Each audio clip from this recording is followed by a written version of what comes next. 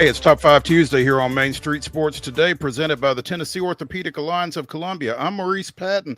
That is Wade Neely. We're coming to you from our homes on this fine Tuesday afternoon, and we'll be here for the next couple of hours talking local, regional, and national sports topics. So get in, sit down, shut up, and hang on for the ride. Wade, what's up? What's happening, Mo? Good to be with you. Good to be with everybody. Top 5 Tuesday is here. It is upon us. And yeah, we've got a big show lined up for today. We do, in fact. In the second hour, we will have, as we typically do on Tuesdays, except when we don't, the Blue Raider voice, Chip Walters, joining us for all things MTSU. We will have him right at the top of the 3 o'clock hour. Looking forward to that. He has already sent in his cheat sheet. And in the next segment, we'll be joined by friend of the show, MAREN ANGUS-COOMBS of softball on SI.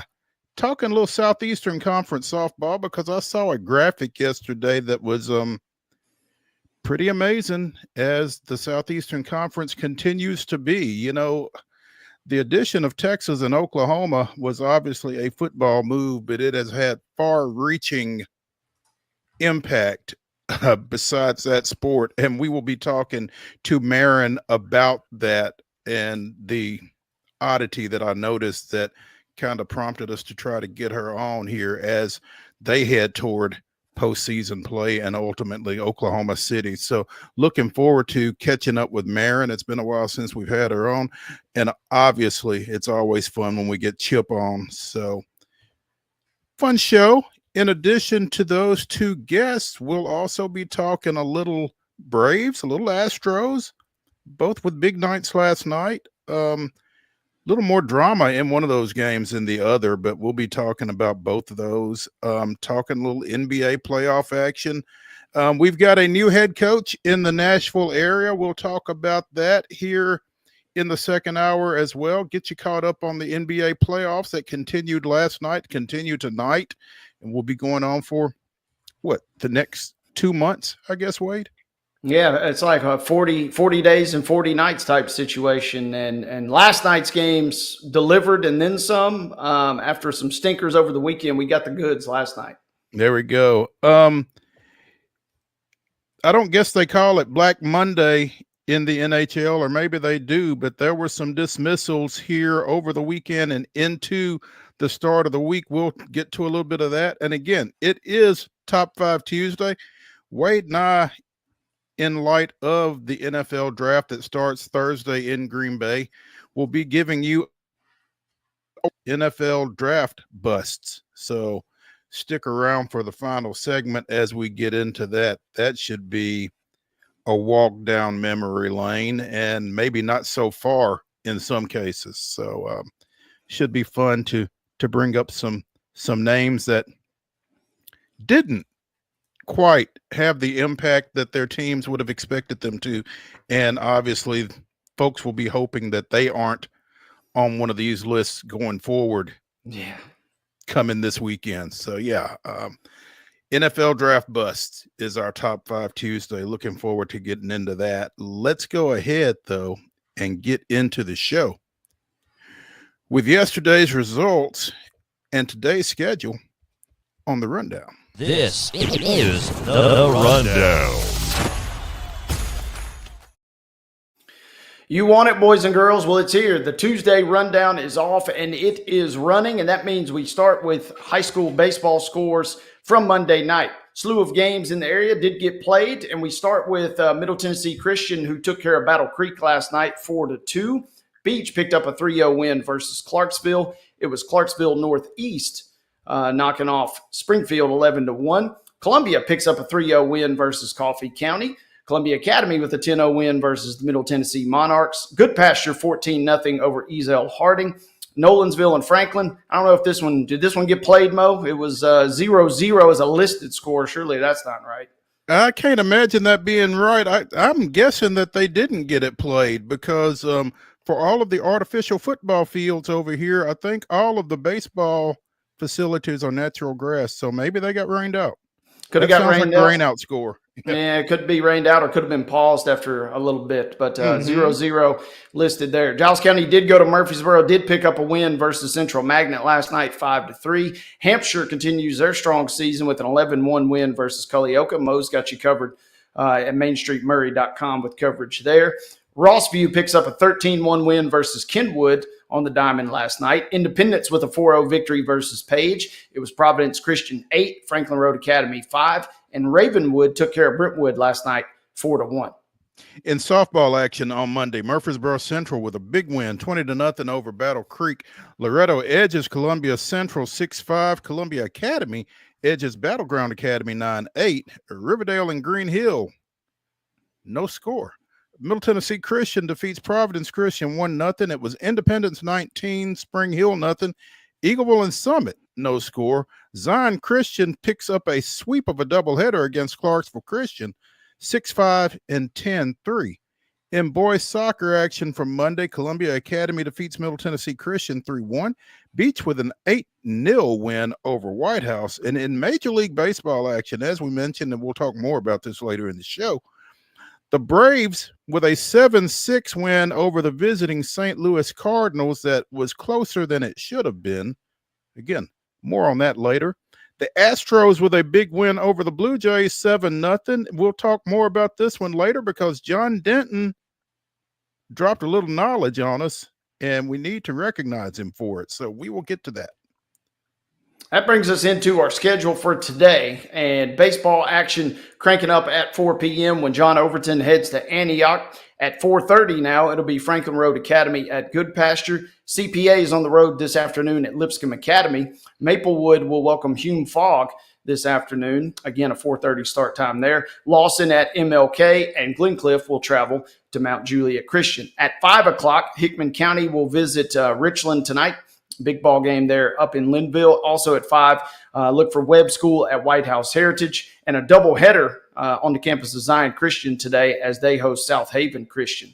5:30 start time for Tennessee Heat, who's at Trousdale County. 6 p.m. we'll see Stewart's Creek travel to Cookeville. Hampshire's on the road at Culleoka. Pope John Paul II will be at Davidson Academy. Fayetteville's on the road this evening at Ezel Harding. Look for Hollow Rock Brewston, who's at Houston County tonight at 6. Also at 6, it'll be Lebanon at Laverne, Franklin County at Lawrence County.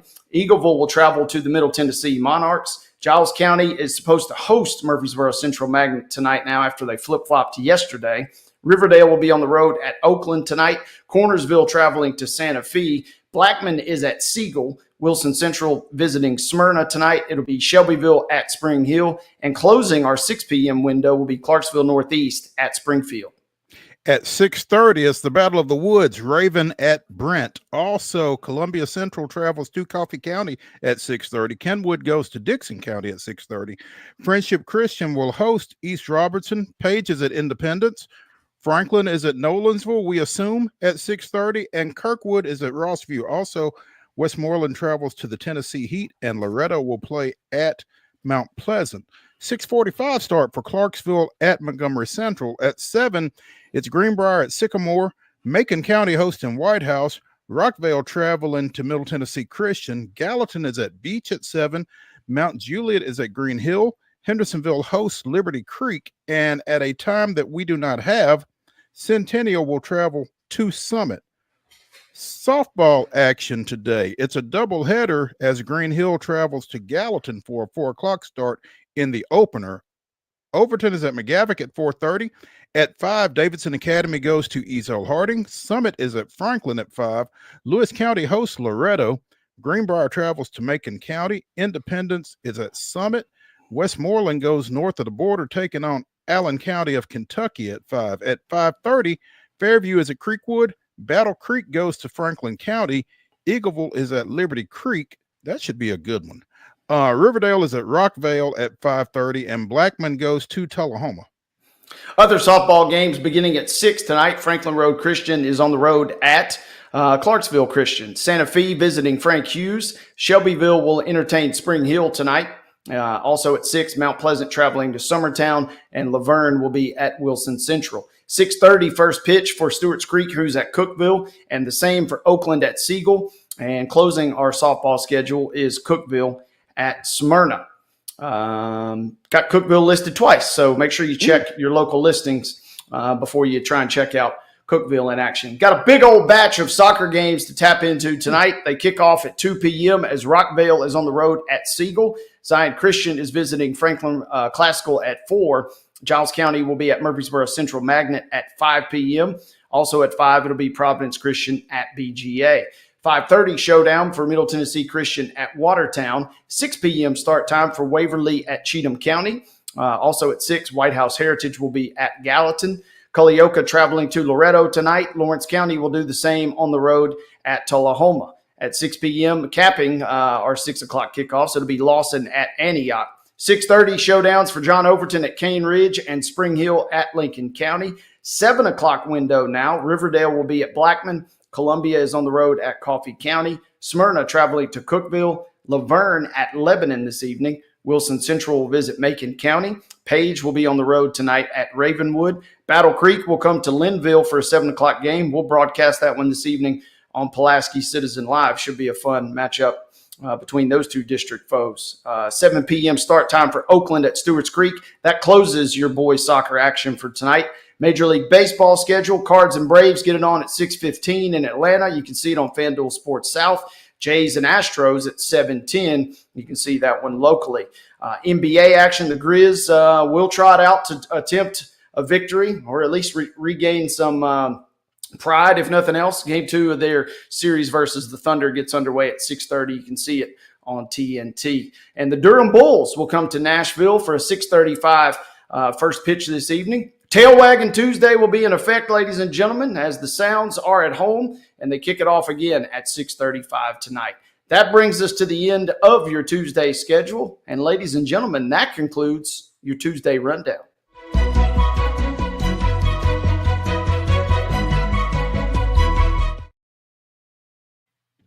Your top story brought to you, as always, by the fine folks over at Piggly Wiggly in Neely's Mill in Columbia. Be sure and check out their delicious daily deli lunch options available from 11 a.m. until 6 p.m. Also, their hand-cut meats, and everything is cost plus 10% at the cash register. Piggly Wiggly, Neely's Mill in Columbia, bringing you our top story. And a lot of people are probably happy for multiple reasons that Joey Aguilar is coming to the quarterback room at the University of Tennessee. It's a little easier to pronounce than the guy that he swapped places with. Aguilar played the previous 2 seasons, 23 and 24, at Appalachian State. Went into the portal whenever the portal opened, I guess the winter portal. There's so many, it's tough for me to keep up. Wound up at UCLA, was expected to start for the Bruins of the Big Ten this fall. But hold on, wait a minute. Here comes Nico Iamaleava, or Iamaleava, as some folks want to pronounce it these days. He's now in Westwood, and Aguilar bounced to UT. It was announced yesterday pretty much everywhere that Aguilar is coming. 6'3", 220-pound senior.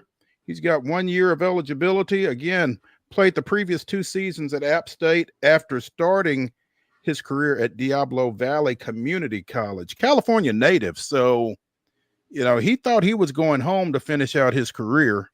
And, you know, that loyalty that everybody wants to talk about suddenly evaporated when Nico came onto the market for the Bruins. So Nico's in at UCLA. Joey Aguilar is in at UT. Threw for 6,700 yards, 56 touchdowns the last 2 years, but 24 picks. So kind of a mixed bag there. But he's a guy who's played some college football at the Division I level, 24 starts in 2 seasons at App State, which is more than either of the 2 guys that played in the spring game have for UT. So I guess that kind of gives him a little bit of a leg up in this situation anyway. Obviously, Merklinger and McIntyre, the latter from Brentwood Academy, are going to have an opportunity to battle, but you got to feel like Aguilar is going to be the favorite in the clubhouse immediately, at least. Yeah, it feels like it'll be his job to lose. Just that experience factor alone will presumably be enough to get him the nod. Interesting situation. Obviously, this is the story that just keeps on giving. And, we have our first official trade in the NIL era as it kind of worked out. So free agency, step aside, we've got trades now. And so even the deal is roughly the same. Had about $1.2 million left at UCLA, supposedly on that reported deal there, and it's expected to be about the same for him making this move over here. For Tennessee, you get a solid option, a guy who, the ceiling may not be the highest, but you don't necessarily need a high ceiling. You just need a guy to come in, take the reins, and be your guy for this season. So that checks all of the boxes for Josh Heupel and for Tennessee in my mind, and the building around him. And then we've talked many times, you got the couple guys on the roster. You got another hotshot prospect coming in next year. Tennessee's got a promising future in the quarterback position, but you need a guy this year. And by all accounts, it seems like you've got that guy here with Aguilar coming in. Yeah, it really does feel like a comfortable move for UT. It wasn't, the top end type guy that they wanted. And, it wasn't the greatest look for UT, but apparently there are reports out there that there was a quarterback at TCU that they were hoping to get into the transfer portal and get him over here, and he opted to stay where he was at, which kudos to him. But that's kind of where this thing is inching toward, I guess, is reaching out to folks and saying, hey, we got a spot, are you interested, and that kind of thing. And again, I've always been for the players. If you can secure the bag, get it. I'm not mad at you, but there have got to be some guardrails put up on a lot of stuff that's going on at this point. And I hope I don't sound hypocritical when I say that, but this situation's kind of gotten out of control. And obviously this situation is exhibit A for out of control. So. Yeah, and to that point, Mo, Nico comes in. I mean, it's good news, bad news for Nico, because good news in the sense that Aguilar's leaving. So, in theory now it just slides right up the pecking order in terms of their roster. But the bad news is the report coming out of The Athletic is that Nico's brother, Madden, who had announced he's going to transfer from Arkansas, he supposedly is now going to go to UCLA. So imagine that. Nico is suddenly battling his own brother for starting minutes there in Westwood. The gift that keeps on giving. This will be a story. There will be more eyes on UCLA, I feel like, than in any previous season, just based on the way this whole situation is unfolded. There certainly will be more folks in Tennessee kind of keeping one eye on the Big Ten scoreboard this season, I think. Yeah, there's already folks talking about a UCLA Tennessee bowl matchup and how would be epic. It would be epic if everybody played. And when you talk about the eyes on UCLA, it's particularly eyes per win potentially, because in the Big Ten, how much of a factor is UCLA expected to be this year? Not much would be your short answer. But with Nico, obviously an immediate improvement. So in theory, a little better. Their schedule is still going to be pretty rigorous. They got Penn State. They got Ohio State in the horseshoe. Still got to battle USC every single year. So, I mean, it's going to be tough. It's going to be tricky. They also got a non-con versus Utah to open the season. So kind of best of luck to Deshaun Foster as he kind of tries to navigate. It was not a great season last year. You do have a little more oomph in terms of production. If Nico can, even if he regains that form he had at Tennessee, it's going to be an improvement on what they had at UCLA last year. And if he can grow a little, then maybe you could be just enough to be dangerous. But, expect a long year for the Bruins. Yeah, absolutely. Expect a long year for them. And, it's going to be a long year under the microscope, because this situation has brought a lot of attention on that program and on that position in that program. So we'll see how it goes. Let's take a break here on Main Street Sports Today, presented by the Tennessee Orthopedic Alliance of Columbia. When we return, we'll be talking a little college softball with MAREN ANGUS-COOMBS of Softball on SI. Stick around.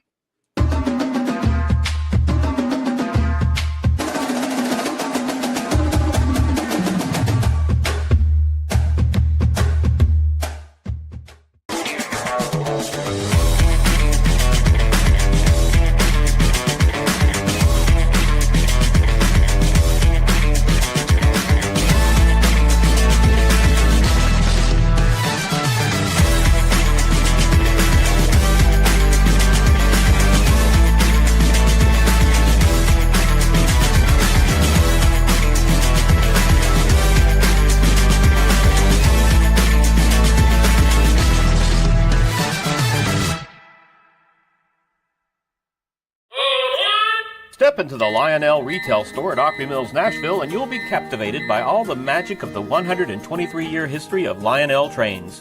Whether you're already a train enthusiast or just getting started, Lionel will energize your love for trains. NASCAR fan? Come check out your local Lionel station to learn all there is to know about model trains and die-cast NASCAR collectibles. Visit nashville.lionel.com or call 615-455-9399. Custom Stone Handlers supplies over 600 distributors and suppliers with quality stone products. Along with Riverstone, we produce and distribute over 100 building, landscape, and other bulk products. Our goal is to provide quality products, service, and partnerships to ensure our customers' success. We firmly believe the measure of any person or company is how you treat other people and customers. Give them a call at 931-490-4990 or visit CustomStoneHandlers.com.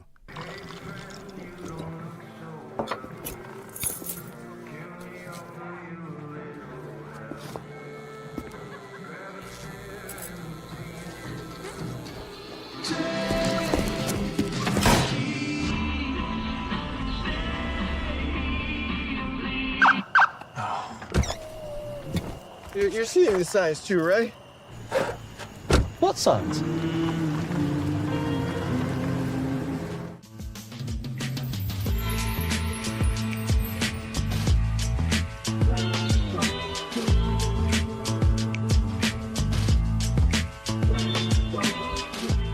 Top 5 Tuesday continues here on Main Street Sports Today, presented by the Tennessee Orthopedic Alliance of Columbia. That's Wade Neely. I'm Maurice Patton. In our final segment, Wade and I will be giving you our top 5 biggest NFL draft busts, a list that you don't want to be on. So, not good, but it's going to be fun. Right now, though, we're pleased to have with us MAREN ANGUS-COOMBS of Softball on SI. MAREN, good afternoon. Hi, guys. How's it going? What's happening? What's happening? Well, you're talking about my college team, UCLA, being in the news lately. They are in the news. Right, wrong, or otherwise, they are in the news. So it's just kind of where we are in college athletics, I guess. And we even saw a little bit of this last summer, MAREN, with the young lady that transferred from Stanford to Texas Tech, that bastion of softball dominance. And I cannot think of her name, and I know you know it immediately, but you know that it's just kind of where we're going, it feels like. Yeah, Nigeri Kennedy. She transferred. How is she doing? Great. How are they doing? Okay. Surprisingly, let's start with her former team, Stanford, who just set the new NCAA softball attendance record over the weekend with over 13,000 people at their game. They called it the Big Swing. And for those who don't pay attention to the ACC, right. Stanford softball stadium is under construction, so they are playing at Stanford football stadium this year, and it is the coolest thing you probably ever see. And they had more than 13,000 people for their game against Cal on Sunday. It was awesome. In their conference game against Cal. But yeah, so Nigeri Kennedy is at Texas Tech. They're doing just fine. But she did get that sweet NIL deal of about $1.2 million. I don't know that we've talked to you about that, but that number, and again, all due respect to the sport, how outrageous was that? Yeah. Pretty outrageous.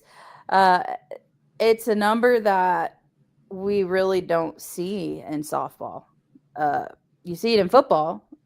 Don't see it so much with softball. So for Nyjah to get that kind of a deal, she's worth it.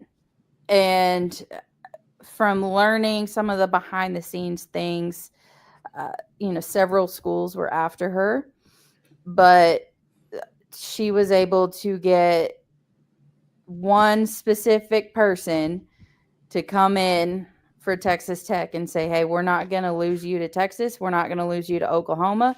How much do you need? That's all it takes, right? That exactly. You just need one.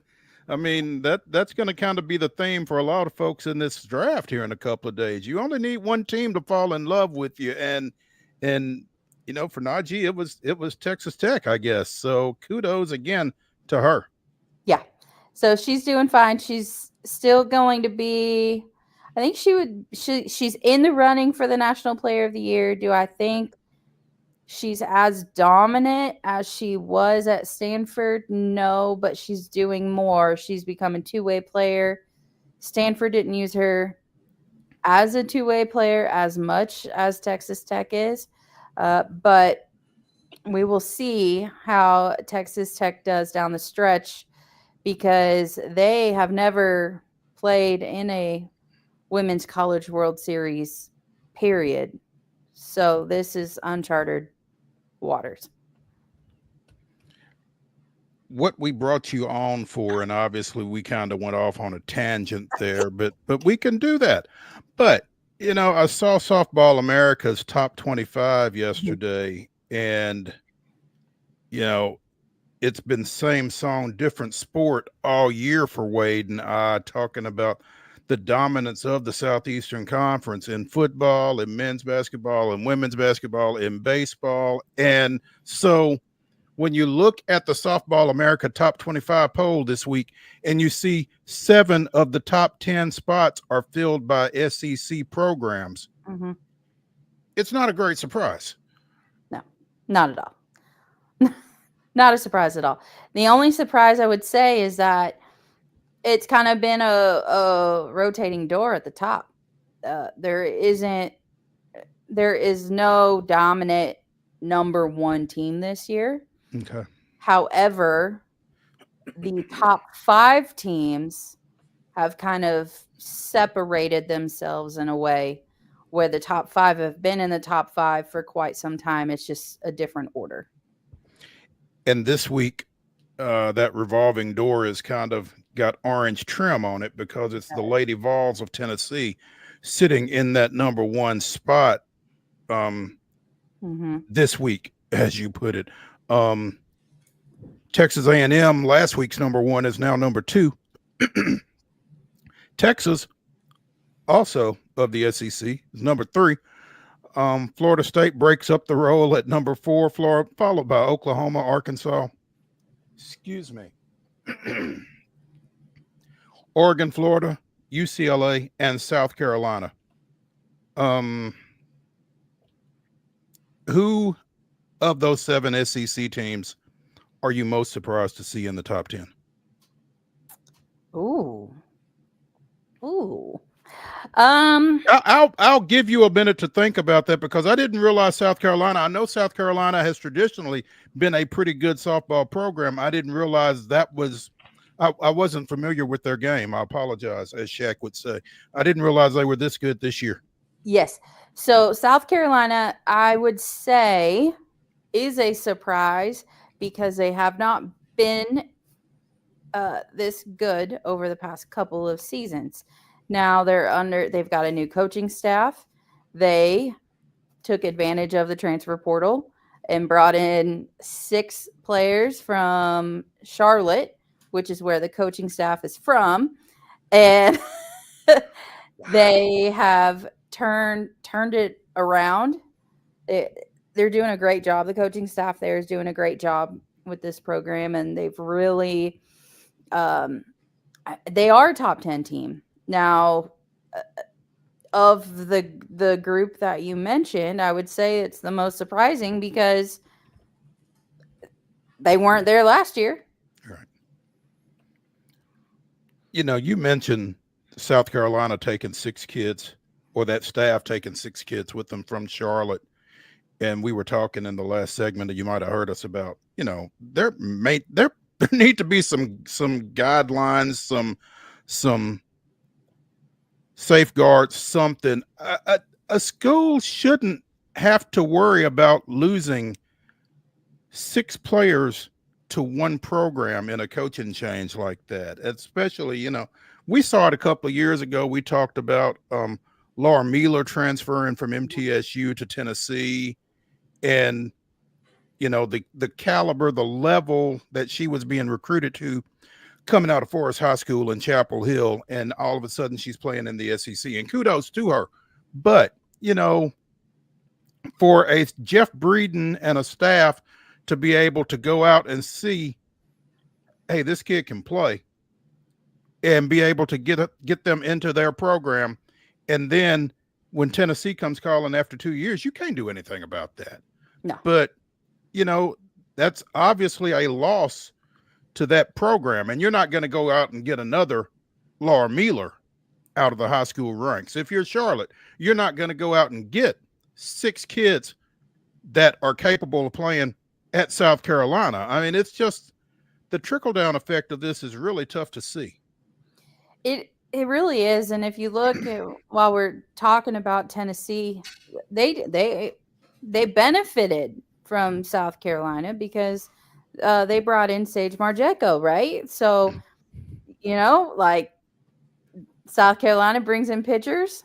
Sage needs somewhere to go. Tennessee says, okay, we'll take you.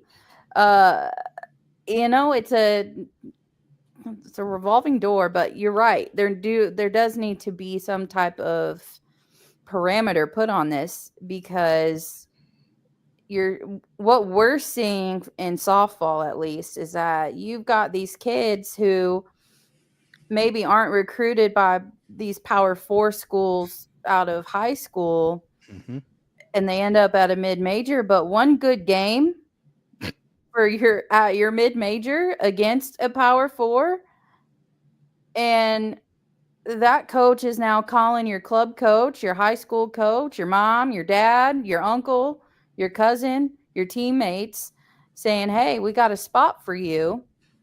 We got a spot for so-and-so if she wants to come, because they can't talk to her directly, but they can talk to everyone else. So, and I know I'm calling people out if they're listening or watching, but it's true, and it's true. So, Right. this is the problem. And unless the NCAA figures out that, it's tampering. We'll call a spade a spade. It's tampering. But we're not, these people aren't getting in trouble because they're not calling the kid directly. Well, and they're probably not getting in trouble because everybody's doing it. Everyone's doing it. Don't report someone if you're doing it too. Honor among thieves. Right. Exactly. So, we're seeing it. Like, you talk about, while we're talking about these stellar high school kids, we'll talk about Kaylor West from Liberty Creek. Just last year did a great job. Perfect game in the state tournament. She committed to Western Kentucky, but had Power 4 schools knocking on her door. Who knows what happens if she's at Western and throws a good game against Kentucky or Tennessee. Yeah. And it's, it's got to be tough for those coaches in those type programs to really see where things have gone. But that is, again, that's just where we're at. MAREN ANGUS-COOMBS of softball on SI joining us here on Main Street Sports today, presented by the Tennessee Orthopedic Alliance of Columbia. MAREN, Tennessee again in the number 1 spot right now. Mm-hmm.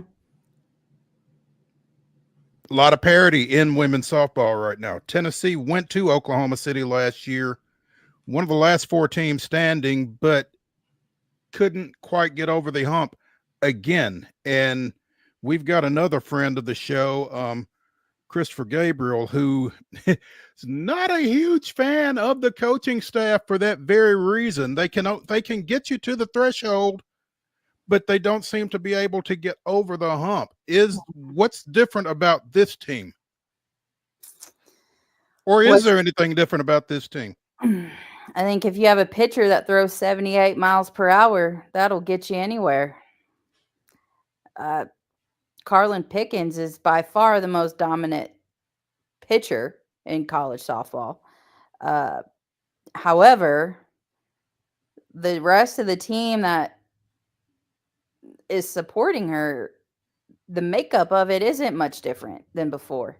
In fact, I would say maybe I would have preferred an offense like last year's team over this year's team.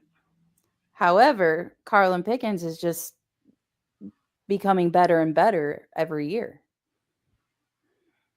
It certainly makes it easy when you have a dominant starter like that, Maren, and that's what I'm kind of fascinated by Tennessee, and obviously picking up a series win at Oklahoma, picking up a series win at Texas. Is there any sort of, I don't know how else to phrase it, but like a believe factor? Is this team all of a sudden, has the light switch maybe kind of flipped and said, hey, we are certainly capable of being there? Because I almost chalk it up to just a mental breakdown these last couple of seasons. I'm curious if anything else has changed. Does Tennessee kind of believe what they're capable of now in your mind this year? I think so. And I think as soon as someone rolls in, they won both those series on the road, by the way. Yeah. I mean, that's hard to do. I don't care who you are. But I think the moment they took a series from Oklahoma in Oklahoma, that changes things. That has to change your belief. Like, oh, okay. And then to do it against Texas, I mean, I would totally believe if I play for Tennessee that I'm playing on the number one team in the country at that point, because that's something nobody else has done, is take a series from both of those programs on the road. With that being said, what does talk to us about Texas A&M? Kind of where do they fit in this equation? I don't know really anything about their team, but I do know Texas and Oklahoma obviously are kind of royalty. So what do we like? What do we maybe not like about Texas A&M, who kind of is sitting there forgotten in some sense when we're talking about Tennessee, Texas, and Oklahoma? Personally, I love watching the Aggies play. They have everything that you could think of when it comes to a lineup. They have pitching, they have an offense, they have a combination of speed and power, and their defense there is spectacular. They have everything that they need to make a run. This last week was their first time ever as a program with a number one next to it. So I think when you see that number, it may have played with them a little bit, but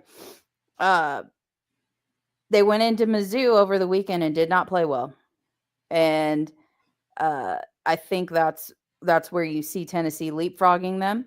But A&M, they have Emily Kennedy in the circle, a lefty that throws 70 plus, which is hard to hit.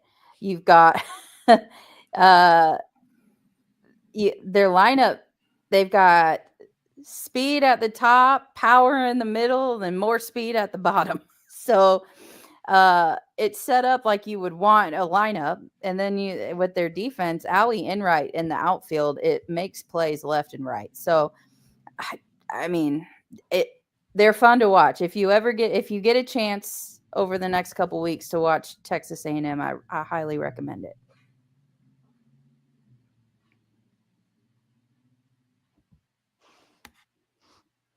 And then, real quick, I guess one last thing on Texas A&M that kind of, you mentioned that Missouri series. I'm curious if you did get to watch much of that. Was that just a function of them playing bad? Because I mean, I hate to be the bearer of bad news for Aggies fans, but Mizzou, one of the lowly teams in the league. So you win one in extra innings, and then you drop the finale kind of in 5.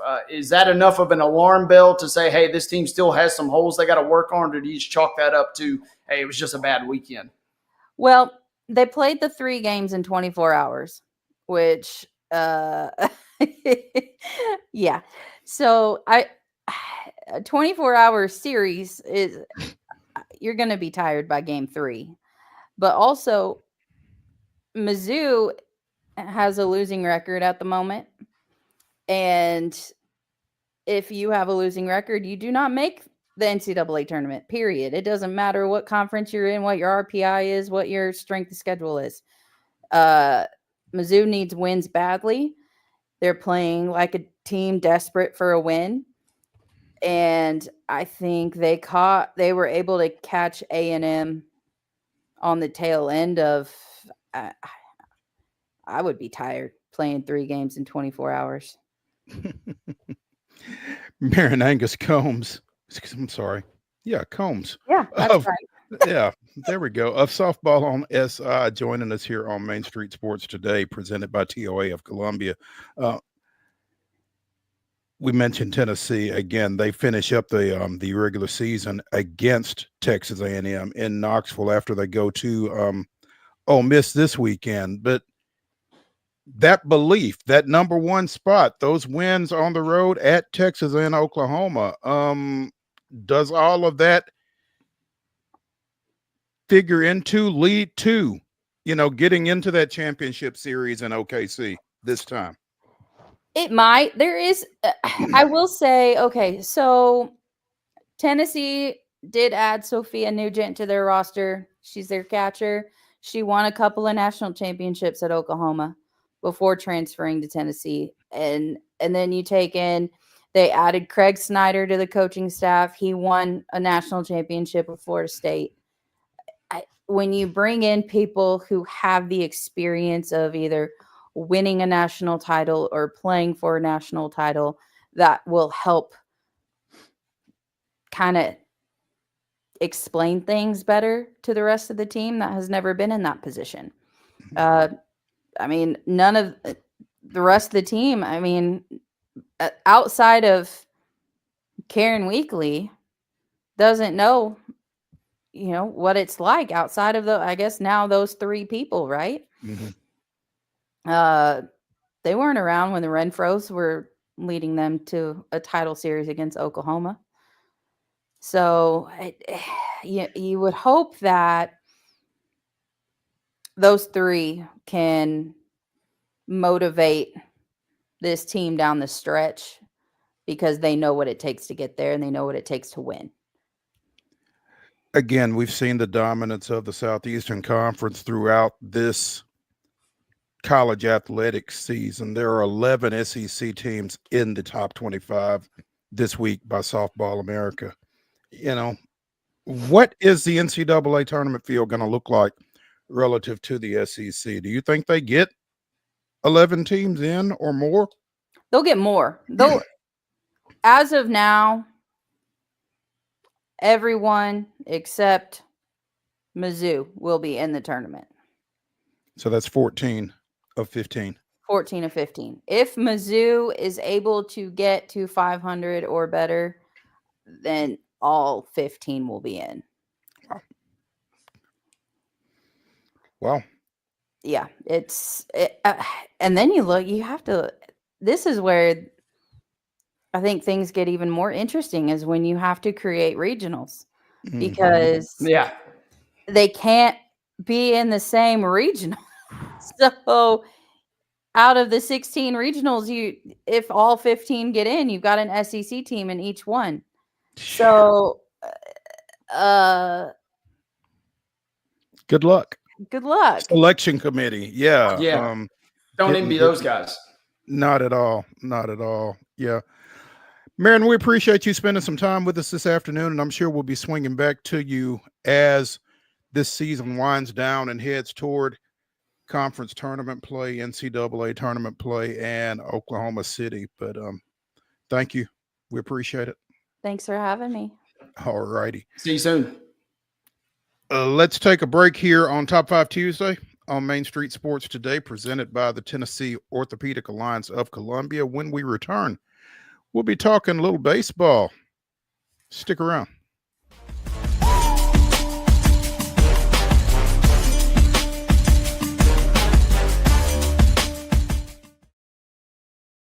At Delta Dental of Tennessee, we know our success begins and ends with providing superior quality service, and that includes serving those who need it most. This year, we're celebrating 25 years of giving back to the community we call home. Delta Dental, along with our Smile 180 Foundation, supports Tennessee's dental colleges and oral health education, children's hospitals, free and reduced cost dental clinics, and other like-minded charities. Here's to the next 25 plus years of ensuring healthy smiles.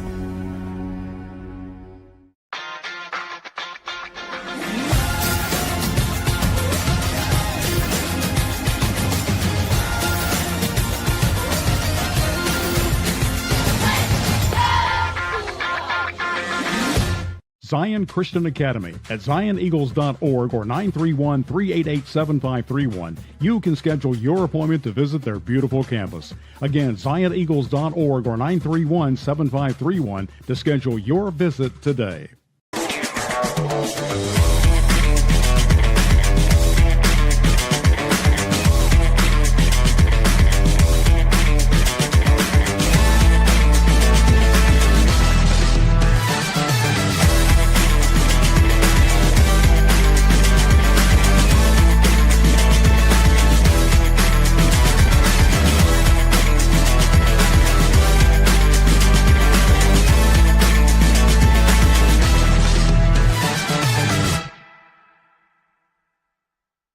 A game without a crowd is just a scrimmage.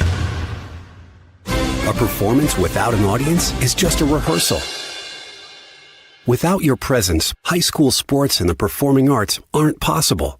Ensure that these essential extracurricular activities continue to enrich the lives of students in Tennessee. Purchase a ticket to your local high school's game or performance. This message presented by the TSSAA.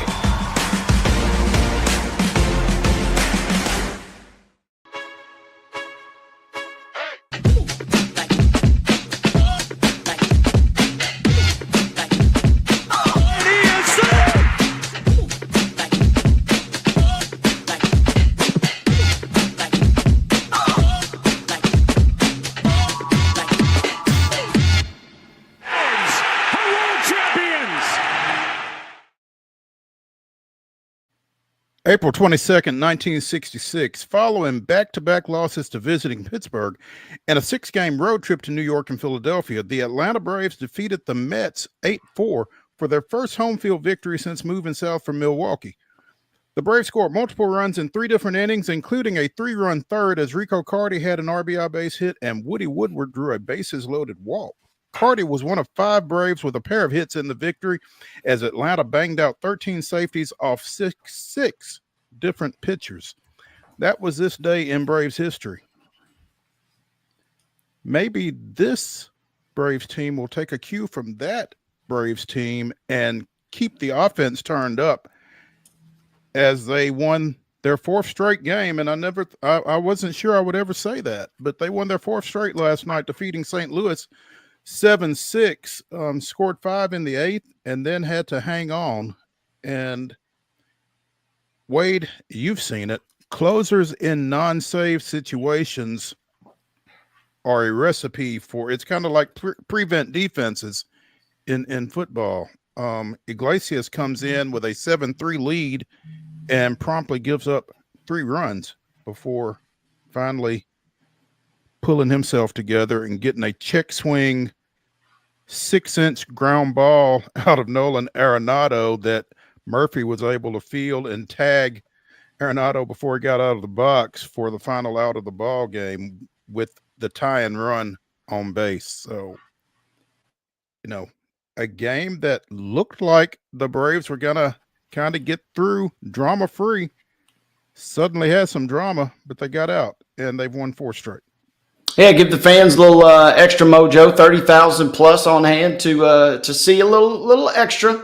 And you're right. It seems like a good idea. Hey, we got this big lead. Hey, we got our guy. Let's just casually get through this thing. But it's a fascinating psych study on the minds of these guys, and not being in that pressure cooker situation. It does seemingly seem like it's always a recipe for disaster. To your point, and escaped. But certainly not without its fair share of drama there at the end. But escaping, I guess, when you're coming in at 8-13, you'll take escaping. And so, again, Atlanta improving to 9-13 with that win. St. Louis falls to 9-14. And as we spoke to John Denton, who covers the Cardinals for MLB.com, the Cardinals haven't played particularly well on the road, but they have shown some offensive flashes. And last night was the latter late. So, we'll see what tonight brings. Andre Palante going for the Cardinals. The Braves have a TBA as far as we know, because Spencer Strider was supposed to make this start, went on the injured list yesterday evening after we got off the air. He was playing catch and strained his hamstring. So it's completely unrelated to the arm situation, which is a good thing, but he's down again, which is a bad thing. So hopefully they are being more cautious with it than anything else, and just slowing him down a little bit, because we need to get him back out there. 7-6 last night. Riley with a home run, Murphy with a home run, Schwellenbach 7 innings, 5 strikeouts. He just continues to pitch beyond his years, feels like. Yeah, strikeouts were down kind of from what we've seen earlier in the season. But, yes, he is able to wiggle. In some ways, that's kind of a nice start, because you give up 8 hits and you give up a couple of runs, and your strikeout's not there, but you still find a way to turn in a real quality outing. That kind of speaks more sometimes than what we'd seen from this kid earlier in terms of just blowing guys away. So a nice, crafty way, like you said, wise beyond his years in that regard. Yeah. Houston 7, Toronto nothing. And again, if you were listening yesterday during our segment with John Denton of MLB.com, he was singing the praises of Hunter Brown. 7 innings pitched, 9 strikeouts last night, running his scoreless inning streak up to 24. Cy Young candidate? Man, we'll see. There's a lot of really good arms over the American League, but he's pitching well. He's gotten off to a great start. He's been the one guy in the rotation that kind of you can really, really count on thus far. And it was nice to see him do his thing, of course, and the offense backed him up. Yeah, just 2 hits in 7 innings of work. He only walked 1, too, which was impressive, and he flirted with double-digit strikeouts. So a quality performance for a guy who has been a calming factor for Houston, it seems, thus far. And a much-needed calming factor, as you said. Houston getting to even at 11-11 with that victory. Jose Altuve chips in a 2-run double to kind of key things for the Astros in that win. That series continues at 7-10 tonight. Chris Bassett going for the Blue Jays, 2-0 with an 0.77 ERA. Ronel Blanco is 1-2, and he's better than that 6.48 ERA that he's sporting right now. So, don't sleep on him and the Astros again as this series continues down in Houston tonight. News from the Sounds. Friend of the show, Craig Yoho, one of our guests from last summer, got his first major league call up late last night, early this morning. He will be joining the Brewers, and indications are that he's probably going to get some shots at the closer role once he gets there. The Brewers are, where are they? They are at San Francisco right now. I think they lost last night, but he's making that cross-country flight. And, yeah, they lost 5-2 to San Francisco last night, but Yoho will be joining them again. This is his first call up, so congrats to him, and hopefully he goes up there and gets his feet wet and does some good things. Absolutely. Always good to see the Sounds the Brewers seemingly manage, we're obviously biased given the location, but it feels like they do a great job of kind of blending that talent up, blending that talent down, finding the right spot for guys. Or we've seen also, and Jeff and Adam and some guys have told us if a guy is just for whatever reason and not a good fit or not in their plans, they try and, at least accommodate them as best they can. So that is good to see. Other key angle to watch this series, don't know when, but at some point, former Giles County standout Ben Peoples will get in at some point on the pen for Durham this week. He's up at AAA and has been dominating thus far. Don't want to wish ill will on anybody, but he's just an injury away the way he's been pitching from getting the call up to the Rays. But he's in town for a couple nights, so it'll be fun to see a couple, the local team versus the local kid in Nashville this week. Now, is he starting? No, they moved him to the pen this year, and he's been lights out. He had finally he had pitched 6 innings before giving up his first hit. The walks were really what was kind of his Achilles heel. But the Rays this offseason approached him and said, hey, your best shot to get to the majors might be, and we maybe could best use you if you go to the pen. And so he got a camp invite and pitched well in that limited duty, but been assigned to AAA and has been playing very well, only giving up 2 hits on the season, and I think up to 8 appearances thus far. That's fantastic that's going to be his fast track to the show, but it's tough for him to be this close to home, and nobody knows when he's going to throw, so it's not like you can necessarily go down there for all 6. So hopefully he will have a good Pulaski turnout whenever he does get in. But yeah, that's a tough situation there. I'm having to get creative. Yeah, tail wag is out tonight, so I'm going to miss him tonight, and I hope he doesn't throw because I'm trying to get creative over the course of the next week to catch up with Ben. Been fun to watch him. He was a kid that kind of got drafted in 2019. The COVID year certainly threw him for a loop, but he has really grinded his way up, going from Bowling Green down last year to Montgomery, and now this year has been doing well in the pen for Durham thus far. That's awesome. We always like to see these local kids, these local guys do well and get to the next level and continue to pursue their hopes and dreams. So wishing him the best for sure. And again, hope that there's a great turnout for him whenever he does get in down at First Horizon Park this week.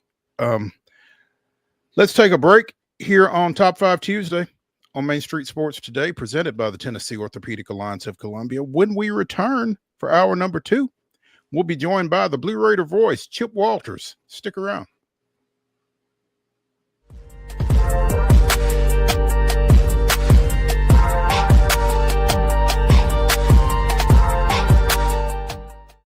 Hi, I'm Dr. Vilay Saisuka, CEO and founder of Premier Foot and Ankle Centers of Tennessee here in Murfreesboro. We offer foot and ankle care from ingrown toenails to diabetic foot wounds. We also fix ankle fractures and things like that. Call us today to schedule an appointment. We look forward to seeing you. Because here at Premier Foot and Ankle, we believe that the journey begins with happy feet.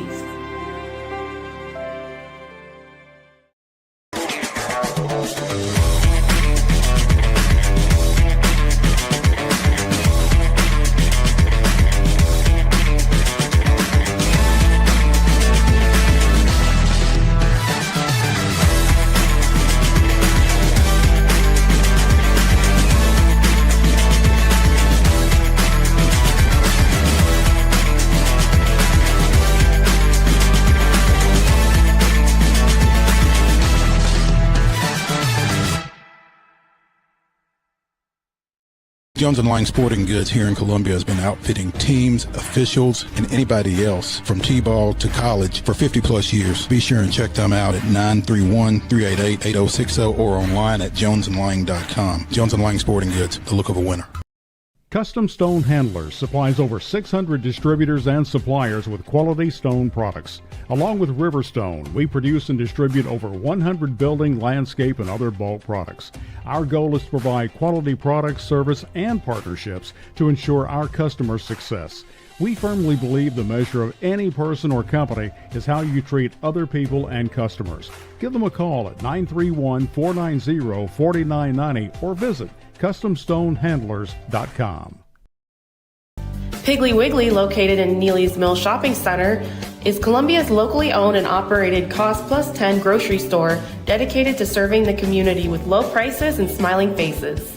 Piggly Wiggly offers fresh, hand-cut meats daily as well as daily hot plate lunches from their deli counter.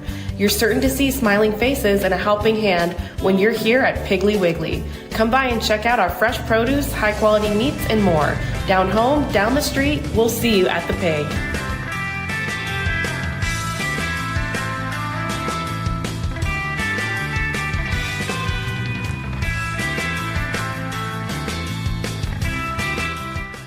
Hour number 2 of Top 5 Tuesday here on Main Street Sports Today, presented by the Tennessee Orthopedic Alliance of Columbia, starts right now. That's Wade Neely. I'm Maurice Patton, and joining us, I assume, from the borough, is the Blue Raider voice, Chip Walters. You know what assuming does, don't you? Yes, I do know what assuming does. Maybe I should have said presume instead of assume, but yes, you are in Murfreesboro, I can tell. Yes, I am. I'm in. So there we go. In the office. Yeah. All right. Hey, what's happening over that way? What do we need to talk about? Let me look at. Well, the sun popped out over here just now. I guess that's pretty metaphorical for coming on this show. You know, so that's a start. There's that. The one thing that's going on right now, or has gone on today, Conference USA men's golf tournament going on over in Texarkana, and 2 rounds in the books. 3rd round of stroke play coming tomorrow. Then the top 4 will get into match play. But middle right now, after 2 rounds, is sitting in 2nd place, 4 strokes behind Liberty. And as you know, in a team golf event, 4 strokes can be made up fairly quickly. But middle is actually in a 3-way tie for 2nd. Middle, UTEP, and Sam Houston all at 2 under par. Liberty at 6 under, and so you've got a really. And then when you look past that, Kennesaw's at +1, New Mexico State +3.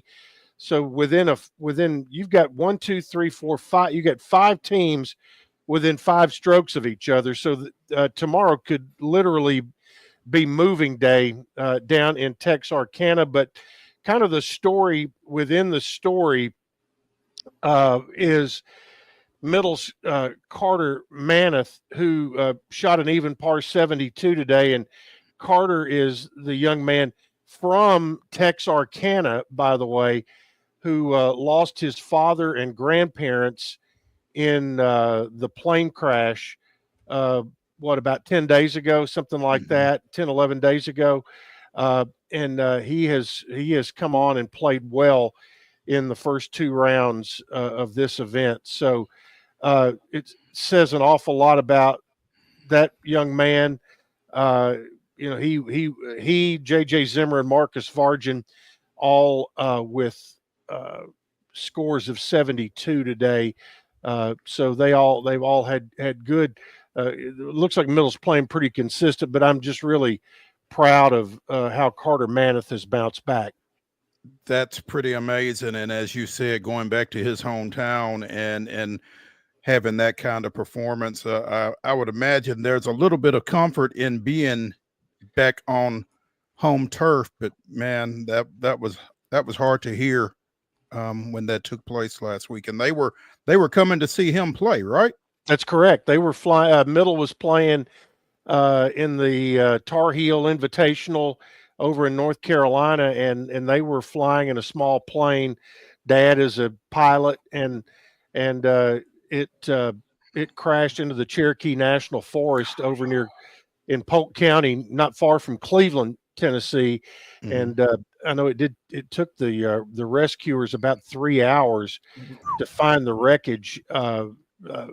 The air traffic controllers at McGee Tyson Airport in Knoxville lost them on radar, and so that's how they alerted the emergency medical people and rescuers, first responders down in that area.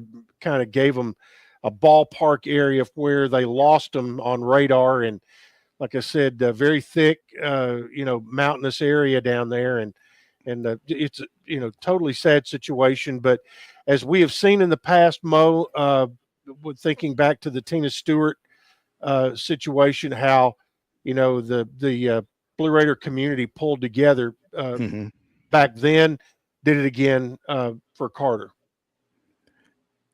As you knew they would. Yeah. Yeah. Yeah. Absolutely. Both baseball and softball in action today, in non-conference action, both on the road. Both Blue in the Raiders, same city, though. both in the same city. You could conceivably see both. There's a way to navigate. There's a way to get from the TSU campus to Hawkins Field if you were so inclined. I would have to stop by Sweats, though, on the way. Now you're talking. That might hold you up a little bit, or a long bit. Yeah. Softball playing at TSU this tonight. Yep. Baseball playing at number 9 Vanderbilt now. Oh yeah, Vandy made a huge jump after they swept Georgia. This is one where if you're middle right now and you're kind of you're struggling a little bit, you're trying to obviously the conference weekend series are your total 100% priority. So I had both softball and baseball on our spring sports show yesterday, and I asked Coach Myers if it was pretty much Johnny Allstaff tonight for middle when it comes to pitching. You could have 9 guys go in 9 innings tonight, and congratulations, you're catching a Vanderbilt team that has all of a sudden caught fire with their bats, and they're doing the same thing you're doing. They're trying to jockey and keep momentum and jockey for positions going into the SEC tournament. Middle's trying to make up some ground right now to get in the Conference USA tournament, and they're in a battle right now with about 4 or 5 teams here. Looking at my notes, Middle, they've got series coming up at New Mexico State, home against Jacksonville State, home against Sam Houston, and at Kennesaw. So 2 series on the road, 2 series at home. And right now there are 2 games out of where they need to be to get a spot in the tournament. But you've got 12 games to try to make up 2 games. So that's and you're playing some people that you could potentially do that with. So they've got some work cut out. They've got their longest trip of the year coming up, and ironically, softball and baseball will both be playing in New Mexico at New Mexico State this weekend. So they'll both make the flight on Thursday to El Paso, and then the 45-minute bus ride up to Las Cruces. As where the ball, by the way, jumps out of the park. I bet the air's a little thin out there, huh? 3,000. You go from 600-foot altitude here at home, where the air can get a little thick, to it's a little over. I looked it up when we were out there for basketball, and it's not a whole lot of difference between El Paso and Las Cruces, but they're at about 3,000 feet. Not quite a going to Denver type atmosphere, but it's a little thinner, and also you get some wind out there that can cause problems. Little tidbit: New Mexico State baseball already this year has had games that had dust storm delays. Oh, not what you're looking for. No, not what you're looking for at all. And we've talked on this show on various occasions about my fascination with travel logistics. Will baseball and softball travel together at all? No, they will not. Each other at any point? I don't know, but I would guess they are probably on their own agendas, because each one pretty much uses a full bus.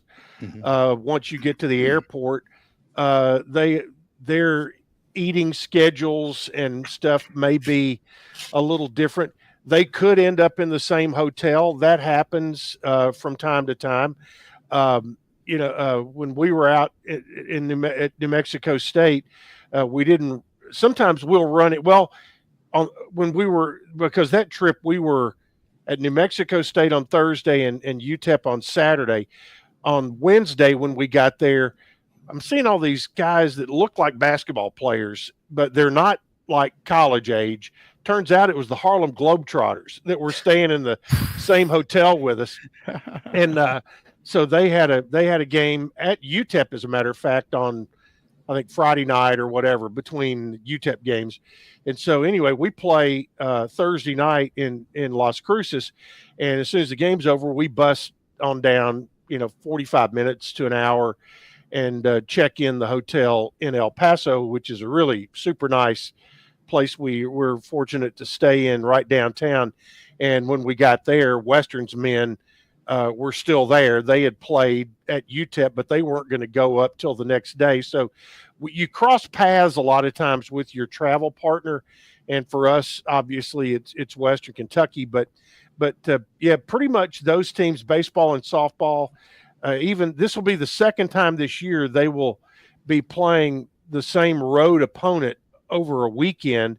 But it's pretty much, their own travel situation with logistics and all of that, and setting up meals and whatever. But the good thing is once you get there, everything's kind of right where you need to be. But it does take a little while to get out there, because if you fly commercial, there's no direct flights. You have to change planes somewhere, whether it's in Dallas or Austin or Houston, or you typically will have to change planes somewhere in Texas on the way out there. Chip, real quick, Mo asked about the logistics. I'm asking about the dust storms. Is there like a 30-minute delay? Hey, well, we spotted another small little pocket there. We got to wait 30 minutes. I'm curious what their protocol is. Only if there's lightning within the dust storm, I think. But when we were out there for basketball, watching the local news, which I'm a bit of a news and history nerd. So when the local news comes on at whatever town we're in, it's always kind of interesting to watch. But that was on that Saturday. We were getting ready to head over to the arena, and the Saturday morning news was on, and the weather guy or girl comes on and was talking about, they were predicting dust storms for that following Monday. So they kind of predict it just like they do rain or thunderstorms. They don't predict much rain out there, I promise you that. And but I did ask Clay Badalak, who was on with us yesterday, if he'd ever been to New Mexico, and he said no, not been there. I said, well, and I gave him the little lowdown. Well, when you fly into El Paso and you're coming in from the airport, look to your left out of the bus, and that's going to be Mexico right there. And then you all will make a kind of a right-hand turn and head north. But I said, it's pretty, but it ain't pretty like it is here. It's just everything's a pretty green here. Out there, it's all brown, but it's beautiful in its own way. We're having this combo, and I've got my New Mexico United soccer kit on, so we've come full circle on this show. I knew we would, Chip. I'm saying that I'm going to go out on a limb. I want to say you may be the only friend of mine that owns a New Mexico United jersey, especially with the Puma on it. Yeah, it was so Meow Wolf is a really cool art / lifestyle spot out there, and I just saw this and had to buy it immediately. I know nothing. I couldn't name you a single player. I couldn't give you a recent score, but I like the kit, so I had to get it, Chip. I'm base level fan at best, I guess there. So. You at least knew who they were. Don't come to me I had to look down. I thought it was Santa Fe United. It was actually New Mexico. Okay, while we're talking about that, while we're talking a little trivia out in that area, what is the nickname of the minor league baseball team in El Paso? Mo probably know. Y'all probably know this. I do know this, but I don't know if Wade does or not. So El Paso, no, I was loaded with the isotopes there, but you threw me for a curveball with the El Paso. It would have been Albuquerque, the Albuquerque isotopes, but it is the El Paso is the Chihuahuas, right? Chihuahuas, the yapping little Chihuahuas. Yes. I think the Chihuahuas might have been Jeff Francoeur's final stand in professional baseball before he retired. Very well could have been. They have a really nice ballpark downtown, and our buddy and friend of the show, Jeff Him, gets to make some trips out there, or used to, when they Yeah. may have changed leagues. They But have. back when they were both in the PCL, that You're showing your which age made with about that as one. much sense as the Big Ten now, and the ACC in California. So, but Speaking I of digress. baseball, yes, you do, and I'm gonna throw up some guardrails here. Speaking of baseball, congratulations to MTSU's Matt Wolf, who was recently added to the Brooks Wallace Player of the Year watch list. That award is given in honor of former Texas Tech infielder who later died of leukemia at the age of 27, but played for Texas Tech from 77 to 80, and it's presented by the College Baseball Foundation. These are specifically shortstops, not just infielders, and he is among 100 Division I shortstops on the watch list for this award. So, pretty big honor. It is. And when you think about, there's 300 plus college baseball programs in Division I, and not to mention all the others, Division II, III, the JUCOs, NAIA. There are a lot of college shortstops out there. So basically, they're saying you're one of the top 100 in the country, and so that is a very nice honor. And the last couple of winners in 2023, Matt Shaw of Maryland won it. 2022, Brooks Lee of Cal Poly, and Texas Tech's Cal Conley was the winner in 2021, and Gray Kessinger of Ole Miss was the winner in 2019. So there's some names there that we've heard of for sure. Absolutely. And want to wish him all the best. He'll be facing off tonight over at Hawkins Field against a fellow watch lister, Jonathan Vastine from Vanderbilt. And then when they go out to Las Cruces, he'll be facing off against yet another one. Sheehan O'Connor of New Mexico State is also on the list. I think those are the only two guys from Conference USA as I try to quickly comb through this list of 100 players. Yeah, I think those are the only two from CUSA. So, well, another little, I need to pass that along. There's a good tidbit for Mr. Palmer this weekend. There you go. Feel free, no charge, no charge for the old pro. We'll let him use that. Yeah. We talked about golf. The women finished fourth in their conference tournament. Is that correct? They did, and you say fourth place. Okay, well, that is, they have. There was a coaching change this year. Chris Adams had an opportunity to move west, and she went to Texas A&M Corpus Christi. Had good teams here. Lauren Walmsley came from Grand Canyon. She's from Indiana. Gave her an opportunity to get closer to home as well. Took over the program here, and their fourth place finish was their best in 7 years in Conference USA. And so congratulations to the women's golf team. Abby Lee was a top 5 finisher and made all conference. Abby she's a heck of a young lady. We will probably see her name up for some big awards next week for the Raiders' Choice Awards. But a note about Chris Adams, we mentioned she went to Texas A&M Corpus Christi. They're in the Southland Conference, and they won their league. They won their conference tournament, and so congratulations all around Absolutely. to Coach Adams, great lady, and also Lauren Walmsley, who has come in here and just fit like a glove in Murfreesboro. She and her husband have they're here and just having a lot of fun with the program and had a good finish in the tournament. That'd be a golf glove, right? That would be a golf glove. Yeah. Well played. All right. Thank you. Hey, speaking of the Raiders' Choice Awards, voting continues through when? When's it wrap up? I think Sunday night for the fan voting. 3 awards: Play of the Year, Game of the Year, Performance of the Year. are all up for fan voting, and you can do that on goblueraiders.com.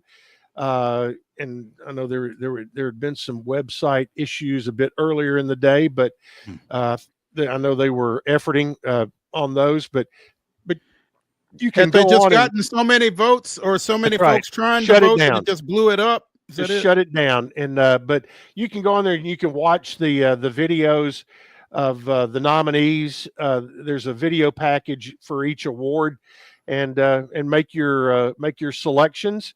And that'll be next Thursday night. We'll be at Tucker Theater, and that'll be our 14th annual Raiders Choice Awards. Is like the ESPYs style. We will have the blue carpet arrivals at the proper time, and then get the show underway about 7 o'clock. It will not be streamed live, but it will be recorded and will be uploaded for viewers. Should anyone like to come, they can call the BRAA office at 615-898-2210. Or should there be any local media that I might know, you can contact Mark Owens to get yourself in there and do some coverage. I'm looking at the list, and performance of the year is a loaded category. It is, because you've got Brett Von Dolen with a 10 RBI performance. You've got Nicholas Vadiato of Nick and Roman's Empire fame with 456 passing yards.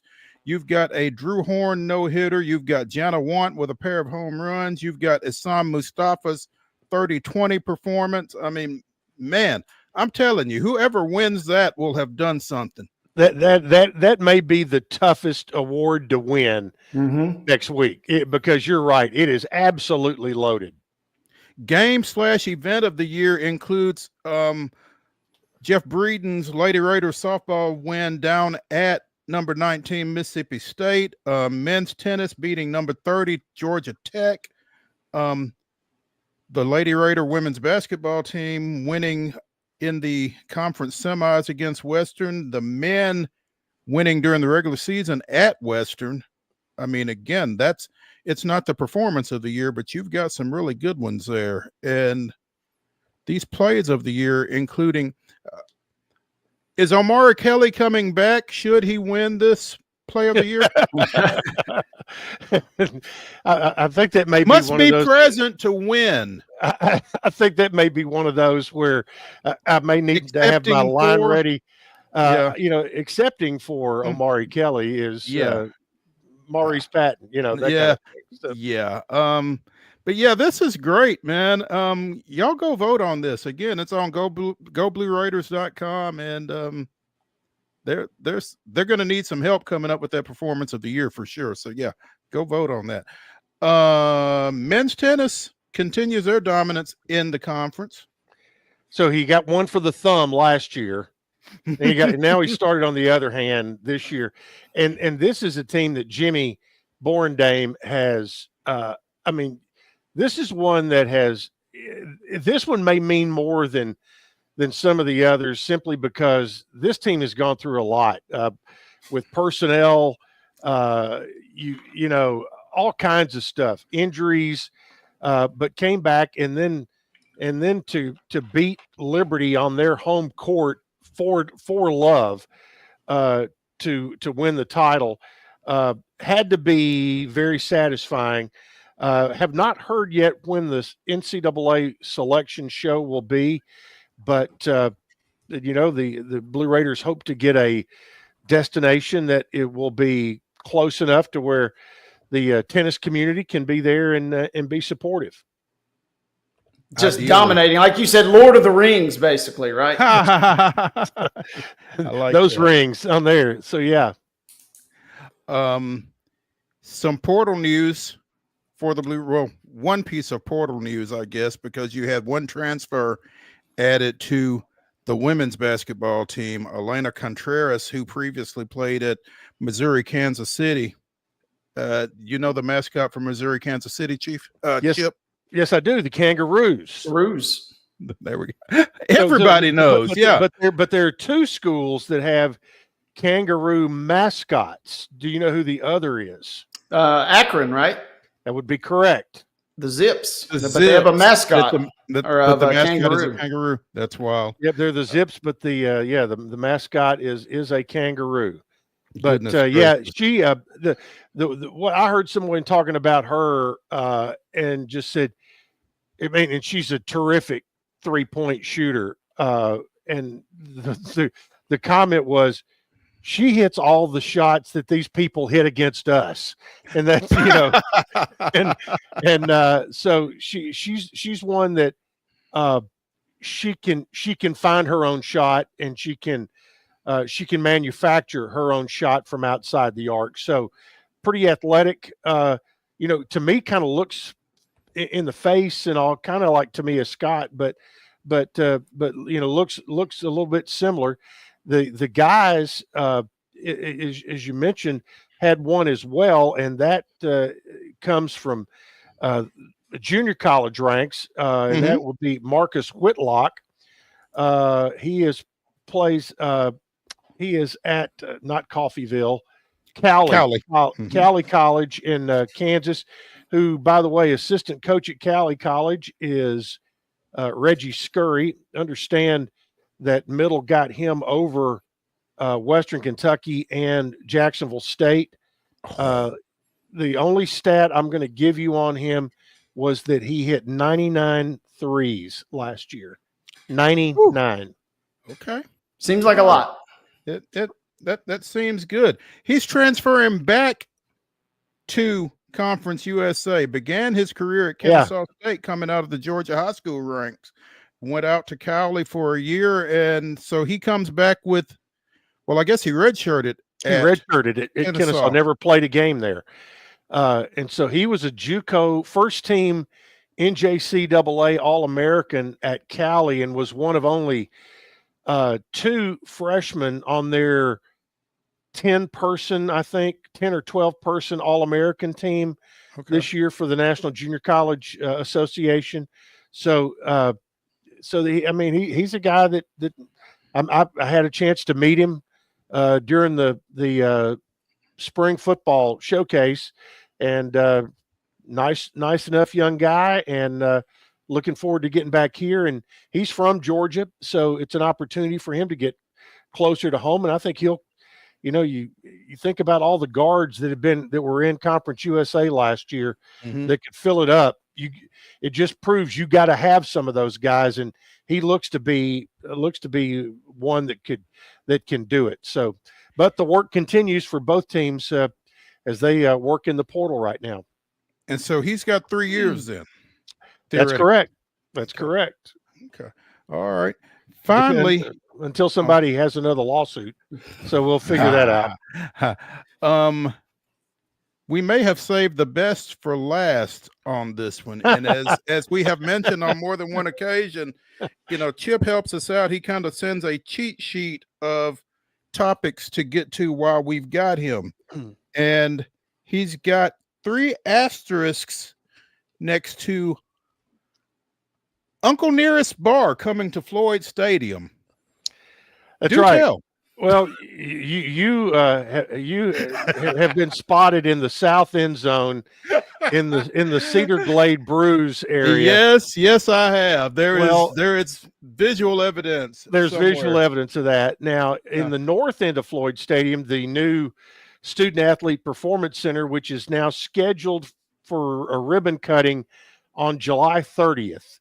By the way, the third level of that building that overlooks the north end of the stadium, the third level is hospitality across. I mean, that can be everything from on game days. It's going to be fan areas, but also it's an area where they can do a lot of recruit stuff, things like that. But here, not too long ago, the SRM Concrete, they put their name on that club area in the north end on the 3rd floor, the SRM Concrete Club, and the bar now inside of the SRM Concrete Club, after a $300,000 donation to the Bill Blue campaign by nearest green distillery will be the Uncle Nearest bar within the SRM Concrete Club, and they will serve Uncle Nearest premium whiskey. MTSU on the come up yet again. You got to like that. I'm not necessarily digging one of them being on one end of the stadium and one on the other, but maybe there's method to the madness, though, as well. So, well, and the other thing, too, I want to let people know is in that club, the SRM club, you can purchase tickets in that area, just like the Hendricks Club, which is in the press box area. Same price, $2,500 per pair, but it also gets you your amenities. You have obviously inside and outside seating.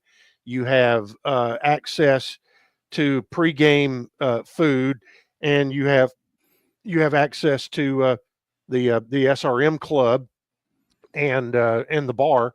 So those are available through the Blue Raider Athletic Association in their premium seating sales force. Something to be aware of if you plan to attend MTSU football games this fall. And why would you not? Yeah, another little upscale. If you like the amenities of a nice football stadium, and obviously it'll be a sports bar type atmosphere. You'll have the game that's on the field on some televisions. You'll have other games going on up there. Just a good opportunity, whether it's personal or business, you can certainly get in there and have some good ways to entertain some folks. There you go. I do have one happy birthday today. Talk to us. On. Peter Frampton, Nashville resident Peter Frampton, who came alive back in the 70s, as we well know, with the best live album ever. Do you feel like we do? At 75 now, do you want to know, do you feel like I do? I just say, keep showing me the way, Peter. Keep showing me the way. Chip Walters, the Blue Raider voice, joining us here on Main Street Sports today, presented by the Tennessee Orthopedic Alliance of Columbia. And he's going to leave on that one. Chip, we appreciate it. See ya. Let's take a break here on Top 5 Tuesday, because in our final segment of the day, Wade and I will be giving you our top 5 NFL draft busts. Between now and then, though, after this break, we're going to get into the grab bag, and we got some stuff we need to tell you about, so stick around.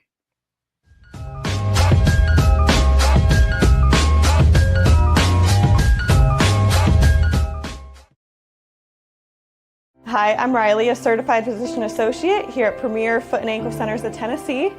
We have a couple locations, Murfreesboro, McMinnville, as well as Franklin. We treat people of all ages. We're excited to get you back on your feet and hope we can help you today. Call us today to schedule an appointment. We look forward to seeing you. Because here at Premier Foot and Ankle, we believe that the journey begins with happy feet.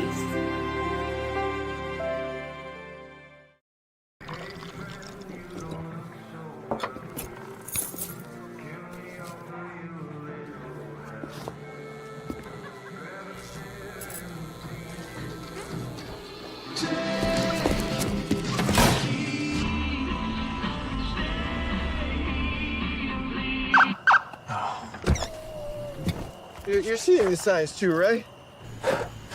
What signs?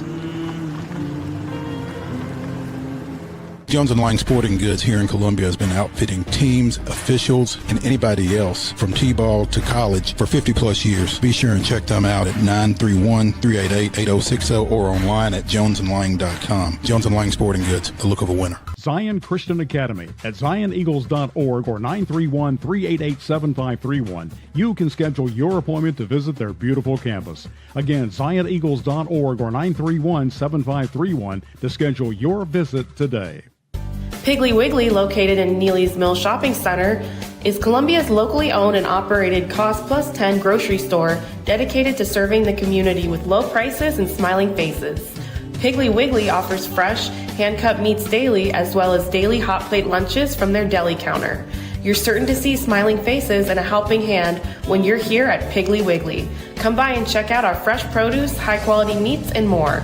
Down home, down the street, we'll see you at the Pig.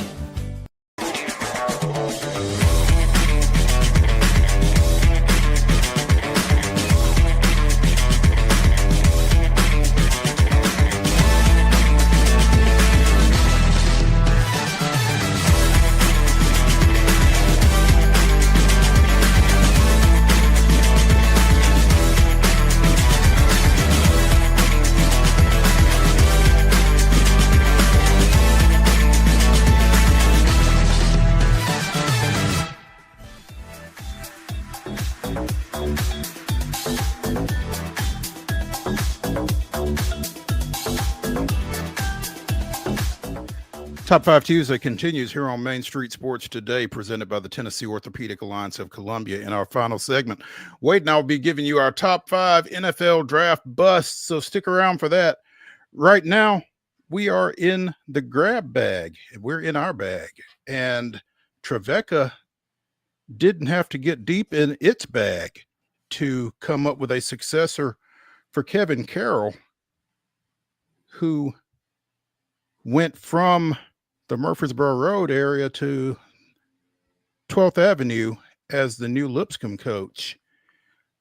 The Trojans have elevated assistant Nate Moran, who played his high school ball at Battleground Academy, into the head coaching role for the Trojans. So didn't waste a whole lot of time on that. And I guess if you're staying in the program and continuing that continuity and that kind of thing, it doesn't take very long to come to that decision. So nice move for Trevecca.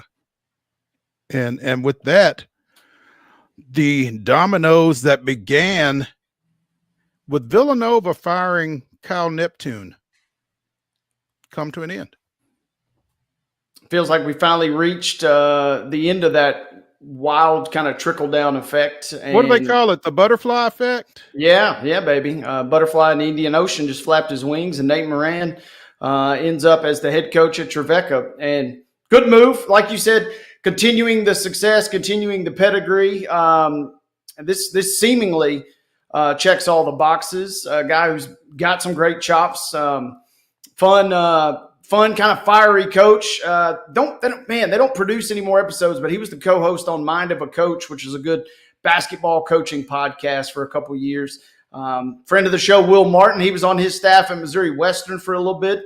Thought Nate might parlay with Will and head out to Wyoming, where he was just announced last week that he's going to be joining up with Sundance again. So Moran ends up as the head coach at Trevecca. You got the CPA connection. You got the BGA connection, and you got some Lipscomb juice. I don't really see a downside to any of this for both Nate or Trevecca at this point. This seems like it checks all of the boxes. It just feels like, being able to get somebody with some local ties here in particular, it would feel like that would kind of help with the recruiting aspect of that position. And so looking forward to seeing what Nate does with this. Again, he's been on that staff for the past 2 years with Kevin Carroll, and in those 2 seasons, Trevecca has won 35 games, the highest 2-year total since that program moved to Division II of the NCAA. So they are on the upswing and hoping to continue that. And we are scheduled to have Coach Moran visit with us tomorrow at 2:20. So be sure and check in with us and see what he's got to say about making, as Kevin O'Neill used to say, the 18-inch slide from assistant coach to head coach. Looking forward to talking to the former Wildcat about this new move for him. It's going to be fun. And I think that I know that there is at least one local signee who is paying attention to this situation. So we'll see how things shake out with Columbia Academy senior and Trevecca signee Jeremy Jackson in light of this move. So stay tuned for that as well. Sad news from the University of Cincinnati today. Offensive lineman Jeremiah Kelly enrolled early from the Ohio prep ranks to go through spring practice with the Bearcats. Apparently was found dead at his home earlier today. No cause of death disclosed.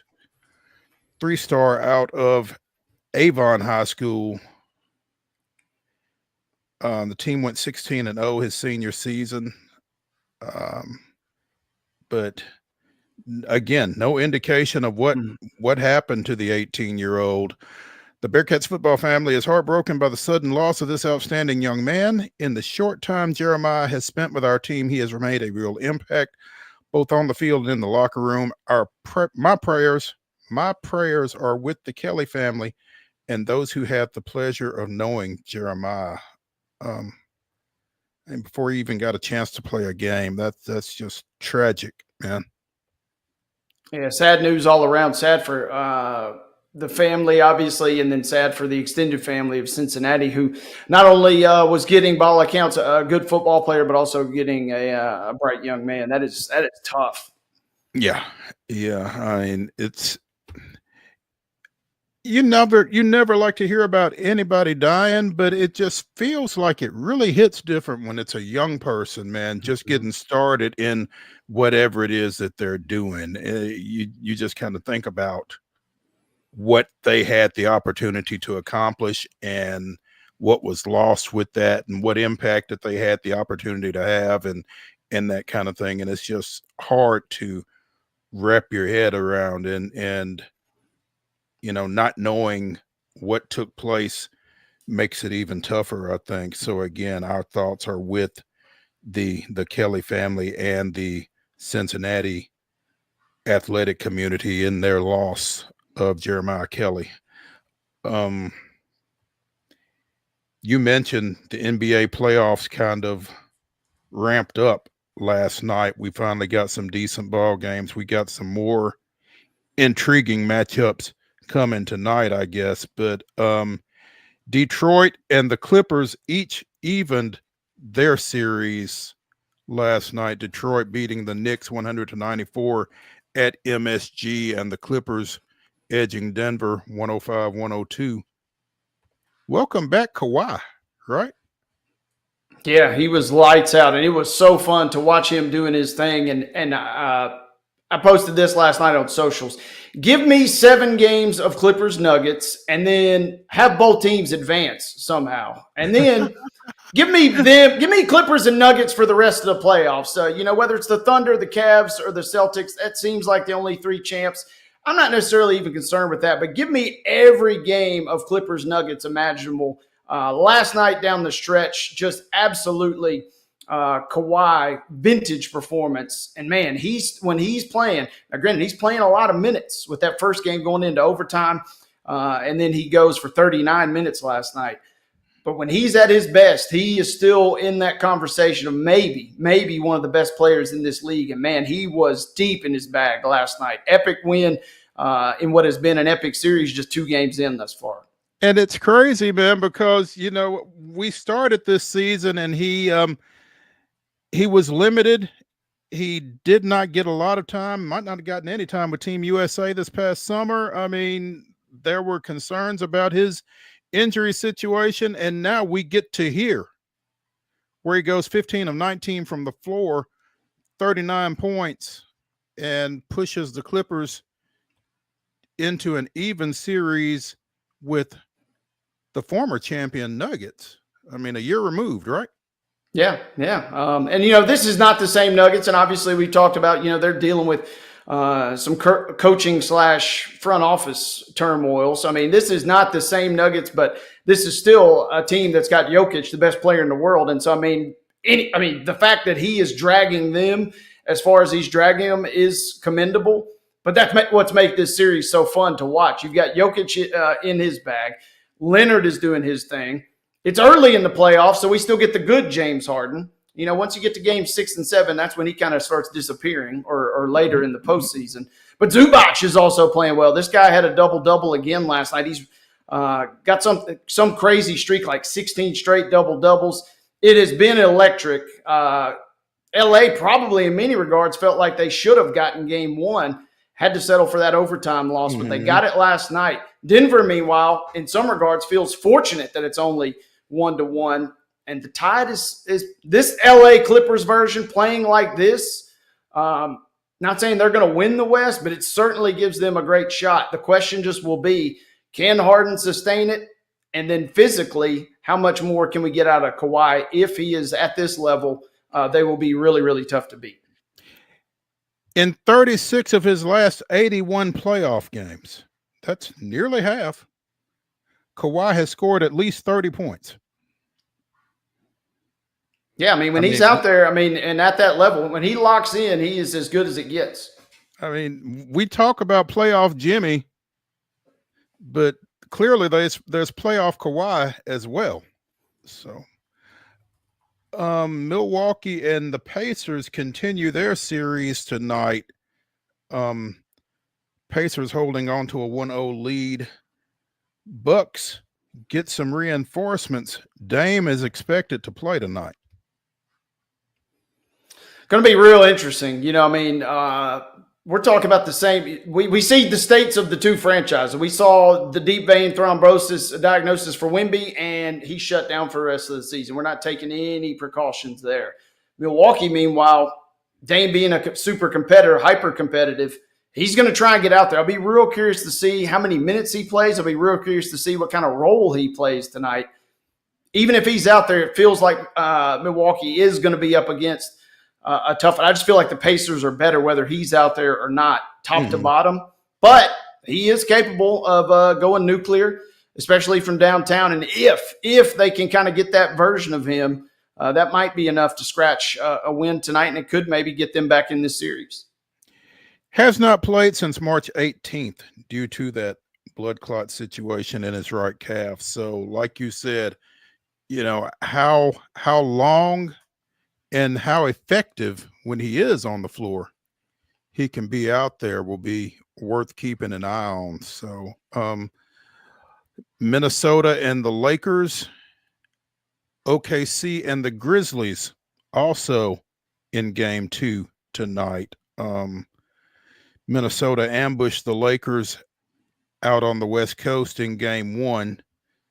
And obviously, I'm not even sure you'd call it an ambush, what OKC did to Memphis in OKC in game 1. I don't know.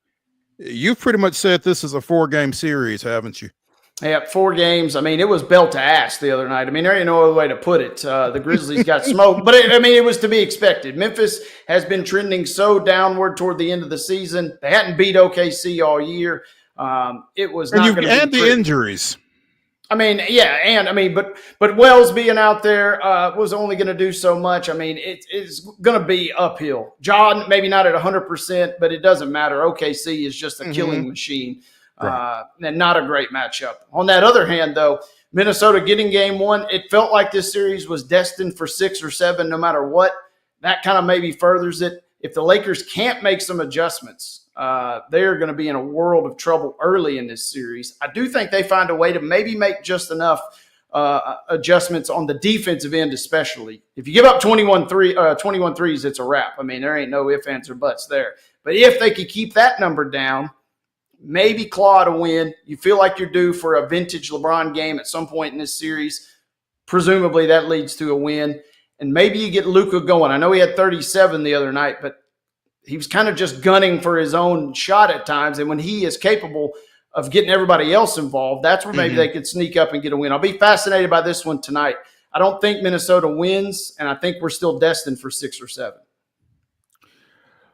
The New York Rangers, the Anaheim Ducks, and the Seattle Kraken are each in the market for new coaches. The Rangers parting with Peter Laviolette, former Nashville Predators coach, and the Kraken getting rid of Dan Bylsma, Bylsma, and I'm not going to pretend to know exactly how to pronounce that. Bylsma. Whoever they hire will be their third coach in 3 years. Godspeed, right? Yeah, I mean, they were an expansion team. They got rid of their founding coach. They brought Dan in. They went 35-41-6 this season. And apparently 6 games under 500 was not enough for them. I guess maybe they thought they were going to come in like the Golden Knights did a few years ago as an expansion team. But yeah, so 3 teams at least are on the hunt for new coaches. Again, Laviolette, the former Predators coach, 94, 59, and 11 in 2 seasons with the Rangers. Went to the Eastern Conference Finals last year. Man, it's crazy the short leash that some franchises are working with, I guess. So yeah, trying to turn things around quickly, and if it's not working, I guess it's not working. Best of luck to those three teams. On the other end, real quick, we had 4 barn burners last night. 2 of them go to overtime, and all 4 games were 1-goal contests. Staying up late to watch some of those out on the wet. Man, the NHL playoffs delivered, kind of like the NBA. They had some stinkers over the weekend, but last night is what it's all about. All 4 games were decided by 1 goal. Ovechkin with his first overtime goal ever? In postseason, I think. Yeah, my fault. Yeah. Well, I was postseason overtime goal. Yeah. Yep. I mean, they had a 2-0 lead in that contest, and Montreal scored 2 in the third, kind of a late little scramble to push it to OT. And then the Jets were tied with the Blues before getting a third period goal to win that one 2-1. They were all epic, and the Stars got a nice win in overtime versus the Avs to kind of even that series too. So things are heating up in a hurry over on the ice. There we go. We are going to skip our final break of the show. We are going to go straight into Top 5 Tuesday, as Wade and I give you our top 5 NFL draft busts in light of the NFL draft coming up here in a couple of days. So let's jump right into that. Mr. Neely, the floor is yours. I got a couple good ones on my list, but the Titans are picking number 1 overall, so I feel like I got to go with the number 1 overall pick. And it seems like the Titans are going to pick a quarterback. No ifs, ands, or buts, based on some recent comments from their front office. So give me Jamarcus Russell, 2007. Felt like this guy had all the tools, all the talent in the world, just a kind of a genetic freak. But when you talk about, number 1, he was on the Raiders. Maybe take that for a little grain of salt there. Mm-hmm. But when they talk about, they give the guy tapes to go home and study, and then he says, I reviewed all the tapes. Things look good, coach. Thank you for giving me that. They give him blank tapes, and he didn't even watch the film and kind of lied about it. I mean, that kind of tells everything. Man, as talented, I wanted this guy to work out some way in the NFL, but it just never came to pass for the 2007 number 1 overall draft pick. And that's unfortunate. But yeah, that's a bad one. As I was compiling my list and coming up with some research and that kind of thing, this one probably isn't as bad as it initially comes off, but for the organization and the lack of success that they've had in the draft over the last few years, Isaiah Wilson really is glaring for the Tennessee Titans. The 29th overall pick in the 2020 draft out of Georgia, offensive lineman. And, to your point about Jamarcus, kind of felt like he had all the tools, but it never showed up. Never showed up on the field for him here in Miami or anywhere else. Isaiah Wilson is my number 1 pick. Yeah, 4 snaps for the Titans. And when his highlight of an NFL career is his off the field issues, that kind of tells you all you need to know. Virtually a non-factor. By almost all accounts. He was on my list. Number 2 for you? Number 2 for me, if I go number 1 with the first pick, I feel compelled to go, and I got a couple number 2 picks. But Ryan Leaf, and through real no fault of his own, the Chargers didn't pick him over Peyton Manning, but that's about the only saving grace for what we saw out of the guy. Destined for stardom, seemingly lighting it up at Washington State. It went sideways in a hurry. Things got really, really bad for him, to some dark places off the field. Luckily, he has managed to turn most of that around and is in a good place by all accounts now. But as far as career goes, man, him and Manning always intertwined when you talk about the draft, but absolutely a bust by every marker. On the field, no question. And yeah, to your point, he really seems to have gotten some things together in his post-NFL career, which is good because his NFL career was not very long, was not very successful. Quarterbacks seem to be particularly glaring when they don't pan out. You mentioned Russell. You mentioned Leaf. I'm going to go at number 2 to Joey Harrington, former Heisman Trophy winner who went to the Lions with the number 3 pick overall in 2002. I mean, for a franchise that was really looking for somebody to hang their hopes on, you felt pretty good about this guy until he got there. And he just looked hapless. I don't know if it was the folks around him. I don't know if he just never really got acclimated to him or what badly. Joey Harrington's my number 2. Yeah, the Lions. That was back when these young kids don't know about it. That was back when the Lions were the Lions. That's all I'm going to say about that. Exactly. So, speaking of, I'm taking another line. Charles Rogers was the number 2 pick in the 2003 draft. And this is a guy that seemed destined to be maybe not an all-pro, but maybe one of the greatest wide receivers ever coming out of Michigan State. And it never panned out for Mr. Charles Rogers, who unfortunately passed away with liver cancer issues down the stretch. It was not good from the jump. And again, a Lions pick that did not pan out by any stretch. By any stretch. Alabama running backs have been a mixed bag at the NFL level. Trent Richardson, obviously one of the worst, the number 3 overall pick to the Browns in 2012.